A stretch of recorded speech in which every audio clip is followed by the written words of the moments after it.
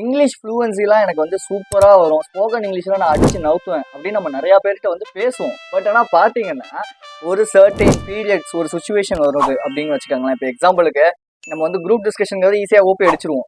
But இது ஒரு seminar எடுக்கிறோம்னு வச்சுக்கோங்க. அந்த செமினார்ல நம்ம மட்டும் தான் தனியாக போய் அந்த ஒரு ஸ்டேஜில் ஏறி இன்னும் பேச ஆரம்பிக்கும் போது தான் கை நடுங்கும், ஹார்ட் பீட் வந்து படப்படன்னு அடிக்கும், தொப்பெல்லாம் நனைய ஆரம்பிச்சிருவோம். அப்பதான் நம்ம ரியலைஸ் பண்ணுவோம் நமக்குள்ள ஏதோ ஒரு பயம் இருக்கு, அதுதான் நம்மள வந்து ஒரு இங்கிலீஷ் ஃப்ளூவன்சி வந்து பேச விடாம தடுக்குது அப்படின்னு சொல்லி. ஸோ அந்த ஃபியரை இப்படிங்கிறதுக்குள்ள நம்ம நாக் அவுட் பண்ணிடலாம். அதுக்கான ஒரு ஃபுல் வீடியோ தான் அது. Welcome to my channel voice of KJ and me this is KJ. எல்லாருமே நல்லா இருக்குன்னு நினைக்கிறேன். என்னோட சேனலோட நேம் ஞாபகம் வச்சுக்கோங்க. ஏதாவது ஒரு இடத்துல என்னோட சேனல் இல்லைன்னா என்னோட கண்டென்ட் உங்களுக்கு ரொம்ப பிடிக்கும். இந்த ஃப்ளூவன்சி அப்படின்னு வரும்போது ஒரு பயம் நமக்குள்ள வந்து கிரியேட் ஆகுது இல்லையா?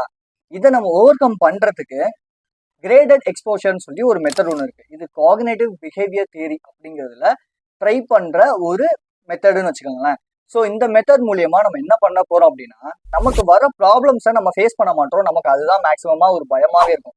ஸோ இப்போ நம்ம என்ன பண்ண போறோம்னா, நம்ம 10லேருந்து 15 சென்டென்ஸ் வந்து எழுத போறோம். இந்த 10லேருந்து 15 சென்டென்ஸ்ல எனக்கு சின்ன வயசுல இருந்து ஒரு பயம் இருக்கும்ல, அதுல ஃபர்ஸ்ட் ஸ்டார்டிங்ல நம்பர் 1ன்னு போட்டு அதுல சின்ன ஒரு பயத்துல இருந்து ஆரம்பிச்சு 15 சென்டென்ஸ் நான் எழுதுறேன்னா அதுல 15வது சென்டென்ஸ்ல எனக்கு இருக்கிற ஒரு பெரிய ஒரு பயத்தை வந்து நான் வந்து எழுத போறேன். ஸோ அதை எழுதுனதுக்கு அப்புறம் என்ன பண்ண போறேன் அப்படின்னா, நான் அந்த பயத்தை ஒவ்வொன்றா அடிச்சு நாக் அவுட் பண்ண போறேன். லெட்ஸ் சே எக்ஸாம்பிளுக்கு இப்போ எனக்கு வந்து காக்ரோச்சை பார்த்தா பயம்னு வச்சுக்கோங்க. இது என்னோட சின்ன ஒரு பயம், ஓகேவா? ஸோ அப்போ அந்த காக்ரோச் உண்மையாலுமே எனக்கு காக்ரோச்சை பார்த்தா பயம் தான், அதே ஒரு விஷயம். பட் இருந்தாலும் எனக்கு அந்த பயம் அப்படின்னா, இப்போ நான் அந்த காக்ரோச் என்ன பண்ண போறேன்னா, அது தைரியமா, அது இப்போ என் பக்கத்துல வருதுன்னா அப்படி தைரியமா நின்று பார்க்க போறேன், ஓகேவா? அப்படி இல்லைன்னா அந்த இமேஜஸ்லயோ இல்லை ஏதோ ஒரு போட்டோஸ்லயோ நான் அப்படியே பார்க்க போறேன். நான் அதை எடுத்து கையில வச்செல்லாம் விளையாட போறது கிடையாது. வந்தோடனே ஒரு அடிதான். ஸோ இந்த மாதிரி நம்ம சின்ன சின்ன பயத்துல இருந்து பெரிய பெரிய பயம் வரைக்கும் நம்ம ஒவ்வொன்றா அடிச்சு நாக் அவுட் பண்ண போறோம். ஸோ இதை நம்ம என்ன பண்ணலாம்னா, இப்போ நம்ம ஃப்ளூவன்சிக்கு இதை நம்ம யூஸ் பண்ணிக்கலாம். ஸோ இப்போ ஃப்ளூவன்சின்னு எடுத்த வரைக்கும் நமக்கு எங்க பயம் இருக்கு அப்படின்னு தெரியும் இல்லையா? ஸோ இப்போ நம்ம ஃப்ளூவன்சில பயம் அப்படின்னா, அந்த பயத்தை நான் வந்து ஓவர் கம் பண்றதுக்கு அதை நான் எழுதி வச்சு அந்த பயத்தை நான் ஃபேஸ் பண்ண போறேன்.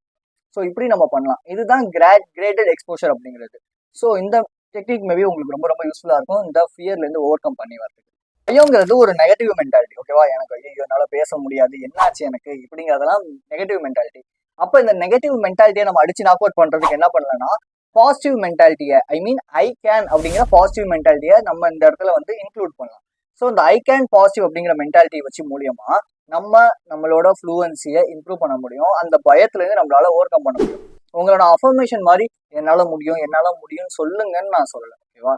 என்னால பேச முடியும். எதனால எனக்கு பயம்? இதனாலதான் ஒரு பயம் அப்படின்னா, அந்த பயத்தை ஓகே ரைட்டு, இதனால தானே பயம், ஸோ வாட், அதனால நான் அதை ஃபேஸ் பண்ணி பாக்குறேன் அப்படின்னு சொல்லி இந்த ஒரு பாசிட்டிவ் மென்டாலிட்டியோட அதை வந்து அணுகுங்கன்னு நான் சொல்றேன், ஓகேவா? இது என்ன பண்ணுவாங்கன்னா, சில பேர் வந்து என்னால முடியும் உள்ளுக்குள்ள சொல்லுவாங்க. ஆனா அந்த இடத்துல போய் நிற்கும் போது அவங்களால முடியுமான்னு கேட்டீங்கன்னா முடியாது. ஸோ பாசிட்டிவ் மென்டாலிட்டியோட அப்ரோச் பண்ணுங்க.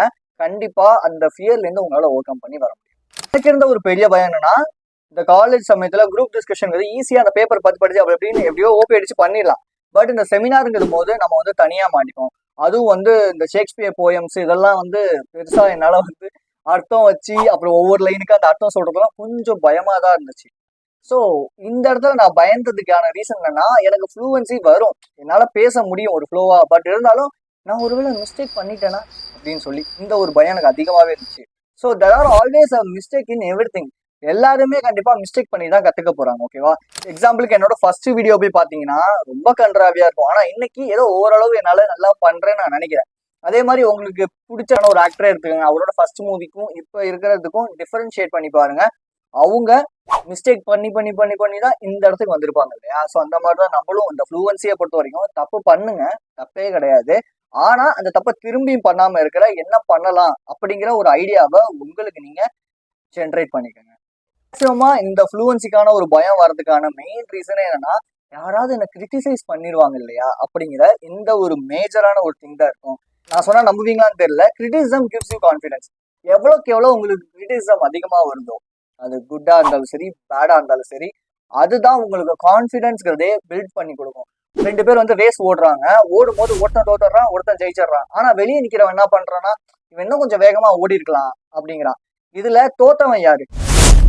என்ன பொறுத்த வரைக்கும் இதுல தோத்தவன் யாருன்னா, வெளியே இன்னும் சும்மா இன்னும் வாய் அடிக்கிறான்ல, இப்படி ஓடிதான் அவன் பண்ணிருக்கலாம், இப்படி பண்ணிதான் அவன் பண்ணிருக்கலாங்கிறான்ல, அவன் தான் தோத்தவன். ஆக்சுவலி அங்க ரெண்டு பேருமே வின்னர்ஸ் தான். ஏன்னா ரெண்டு பேருமே ட்ரை பண்ணிருக்காங்க. பட் ஆனா அந்த வெளியே இருந்து கிரிட்டிசைஸ் பண்றான்ல, இவன் தான் இருக்கிறதுலே ஒஸ்ட் பிஹேவியரான ஒரு ஆளு. ஸோ இவனை நீங்க கொஞ்சம் அவாய்ட் பண்ணிட்டு இறங்கி ட்ரை பண்ணுங்க. இந்த கிரிட்டிசிசம்க்கு பயந்தீங்க அப்படின்னா ஒண்ணுமே பண்ண முடியாது வாழ்க்கையில. எவனா ஒருத்தன் ஏதாவது ஒரு கிரிட்டிசைஸ் பண்ணிக்கிட்டே தான் இருக்க போறான். நமக்கு ஒரு விஷயம் வேணும், இந்த ஃப்ளூவன்சிங்கிறது தான் எனக்கு வந்து ஜாப் வாங்கி கொடுக்கும், இந்த ஃப்ளூவன்சிங்கிறது தான் எனக்கு பிசினஸ் பில்ட் பண்றது கரெக்டா இருக்கும், இப்படி எல்லாம் நினைக்கிறீங்கன்னா கிரிட்டிசிசம் அக்செப்ட் பண்ணிக்கோங்க. அது நல்லதா இருந்தாலும் சரி, கேட்டதா இருந்தாலும் சரி. ஒரு சில பேர் என்ன பண்ணுவாங்கன்னா, நான் காலேஜ்ல சூப்பரா இங்கிலீஷ் பேசுவேன், அவ்வளவுதான். அதுக்கப்புறம் ஜாப் போனா இன்டர்வியூல மட்டும் பேசுறதுக்கு மட்டும் அந்த இங்கிலீஷை யூஸ் பண்ணுவாங்க. அதுக்கப்புறம் அதை அப்படியே நிப்பாட்டிடுவாங்க. இது இங்கிலீஷ் ஃப்ளூவன்சிங் மட்டும் கிடையாது, இது எல்லா ஸ்கில்லுக்குமே வந்து அடாப்ட் பண்ணிக்கலாம் நம்ம. ஏன்னா இவங்களை பொறுத்த வரைக்கும் என்னன்னா, இதுக்கு மட்டும் தேவைப்பட்டா போதும், அவ்வளவுதான். அதுக்கப்புறமேட்டு அதுல இருந்து புதுசா ஏதோ அப்டேட் வந்துச்சுன்னா அதெல்லாம் நான் கத்துக்க மாட்டேன், இருக்கிற இதுவே போதும் எனக்கு அப்படின்னு நினைப்பாங்க. பட் நீங்க ஒரு விஷயத்துல சூப்பரா வரணும், ஐ மீன் ஃப்ளூவன்சியா இருந்தாலும் சரி, இதுல எந்த விஷயமா இருந்தாலும் சரி, அதுல நீங்க செம்மையா வரணும் அப்படின்னா try to enhance your skills, try to update your self அப்படின்னு தான் நான் சொல்லுவேன். அந்த ஸ்பெசிஃபிக்கான ஒரு ஸ்கில்ல நீங்க அதை விட்டுட்டு இது போதும்னு நினைச்சீங்க அப்படின்னா பின்னாடி வரவன் உங்களை ஓவர்டேக் பண்ணி போயிட்டே இருப்பான். ஒரு சின்ன ஒரு இன்சிடென்ட் சொல்றேன். நான் வந்து ஜிம் போயிட்டு இருந்தேன்ல, ஸோ அப்போ ஜிம் போயிட்டு இருக்கும்போது நல்லா ஃபிட்டா இருந்துச்சு, உடம்பு நல்லா சூப்பரா இருந்துச்சு. நான் என்ன நினைச்சா, ஓகே ரைட்டு போதும் அப்படியே நிப்பாட்டிடலாம் இதோட அப்படின்னு சொல்லிட்டு நிப்பாட்டிட்டேன். அதுக்கப்புறமேட்டு திரும்பி ஒரு 1 இயர் கழிச்சு திரும்பியும் போனேன். ஆனா பாத்தீங்கன்னா எனக்கு பின்னாடி வந்த பசங்க எல்லாம் என்னை விட சூப்பரா பாடி பில்ட் பண்ணிட்டாங்க, செம்மையா பில்ட் பண்ணிட்டாங்க. எனக்கு அதை பார்க்கும்போது ரொம்ப ஒரு மாதிரி கஷ்டமா இருந்துச்சு. சே, நம்ம தொடர்ந்து பண்ணிருக்கலாம், நம்ம போதும்னு நினைச்சோமோன்னு சொல்லி. இது சின்ன ஒரு எக்ஸாம்பிள். இது வந்து எல்லாரோட லைஃப்லயும் நடக்கும். நம்ம ஒரு விஷயம் பண்ணுவோம், அந்த தேவை முடிஞ்சதுக்கு அப்புறம் ஓகே ரைட், இதுக்கப்புறம் அது தேவைப்படாது நம்ம நினைப்போம். ஆனா பாத்தீங்கன்னா அந்த விஷயத்துல நமக்கு பின்னாடி வரவங்களா ரொம்ப ரொம்ப அப்டேட்டடா, ரொம்ப ரொம்ப ஸ்கில்டா இருப்பாங்க. ஸோ நான் உங்களுக்கு சொல்றது என்னன்னா, என்ஹான்ஸ் யுவர் ஸ்கில்ஸ். ஓகேவா? நான் உங்களுக்கு ஒரு சூப்பர் பவர் வந்து கொடுக்க போறேன். அது உங்க லைஃபே மாத்த போகுது. சேஞ்ச் யுவர் ஆக்ஷன் அப்படிங்கிறது தான் அந்த சூப்பர் பவர். இதெல்லாம் சேஞ்ச் யுவர் ஆக்ஷன் அப்படின்னா, இப்ப நான் வந்து ஒரு பிசினஸ் மேனா மாறணும், எனக்கு வந்து ஒரு இடத்துல சூப்பரான ஒரு பிசினஸ் பண்ணணும், ஆண்டர்பிரனர் ஆகணும் அப்படின்னா நான் அதுக்கேற்ற ஆக்ஷன்ஸை நான் செய்யணும். ஓகேவா? அப்போ எனக்கான சூப்பர் பவர் வந்து ஒர்க் ஆகும். அந்த சூப்பர் பவரை வச்சு நான் என்ன பண்ணுவேன்னா, நான் நினைச்ச வாழ்க்கையை என்னால் அடைய முடியும். பட் இதுவே நான் வந்து என்னோட லைஃப் மாறணும் மாறணும் மாறணும் அப்படின்னு நினைச்சுக்கிட்டே இருந்தேன்னா சத்தியமா என் லைஃப் மாறாது. ஏன்னா நான் அங்க ஆக்ஷன் எடுக்கல. நான் என்ன மாதிரியான ஒரு ஆளா மாறணும்ன்றதுக்கான ஒரு ஆக்ஷனை கூட நான் எடுக்கல. அப்படிங்கும் போது நான் அந்த இடத்துல மாற முடியும். ஸோ இது ஃப்ளூவன்சிக்குன்னு கிடையாது, எல்லாத்துக்குமே இது. நீங்க லைஃப்ல எல்லா விஷயத்துக்குமே இந்த விஷயத்த நீங்க வந்து அக்செப்ட் பண்ணிக்கோங்க. ஸோ உங்களோட லைஃப் மாறணும், உங்களுக்கு ஒரு சூப்பர் பவர் இருக்கு அப்படின்னா it's in action. Change your action அப்படிங்கிறது தான் உங்களோட சூப்பர் பவர்.